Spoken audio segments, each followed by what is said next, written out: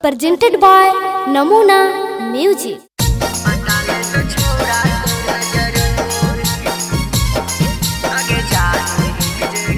Mixed by SP Nitesh.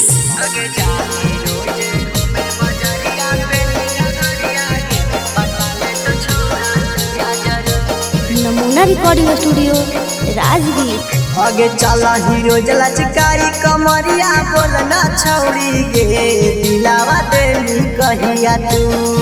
आगे चला hero जला चिकारी कमरिया बोलना छौरी गे दिलावा देली कहिया तू।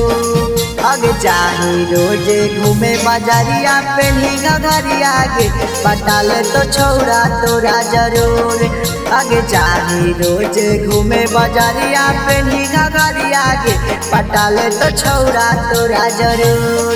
आगे चला हीरो जला चिकारी कमरिया बोलना छौरी गे दिलावा देली के करो तू। आगे चला हीरो जला चिकारी कमरिया बोलना छौरी गे दिलावा देली के करो तू। आगे जाही रोजे घूमे बाजारिया पे नीघा घरिया गे पटाले तो छौरा तोरा जरूर। आगे जाही रोजे घूमे बाजारिया पे नीघा घरिया गे पटाले तो छौरा तोरा जरूर।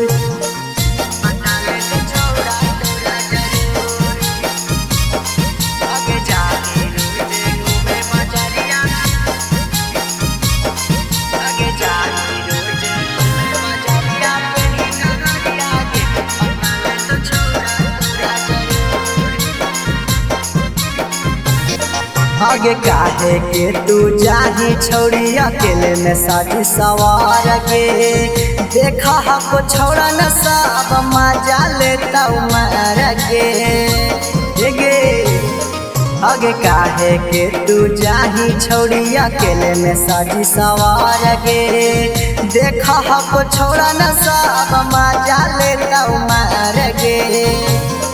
आगे करहियो हम तोरा से प्यार बोलना छौरी गे दिलावा देली कहिया तू।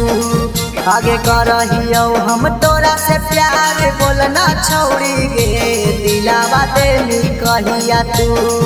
आगे जाही रोजे घूमे बाजारिया पे नीघा घरिया गे पटाले तो छौरा तोरा जरूर। आगे जाही रोजे घूमे बाजारिया पे नीघा घरिया गे पटाले तो छौरा तोरा जरूर।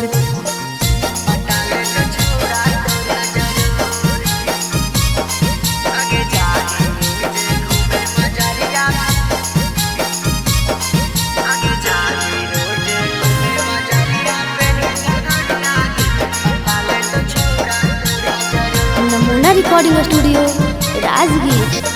आगे चला ही तू जाबोगे छौड़ी लगाई के उठा लाली मोहन करो धारली और कोरा में दवाई गे सुनही। आगे चला ही तू जाबोगे छौड़ी लगाई के उठा लाली मोहन करो धारली और कोरा में दवाई। आगे सासी दीवाना के कबल छौड़ी बनाई अपन यार आज बताई देना तू। आगे नीरज बिहारी के कबल छौड़ी बनाई अपन यार आज बताई देना तू।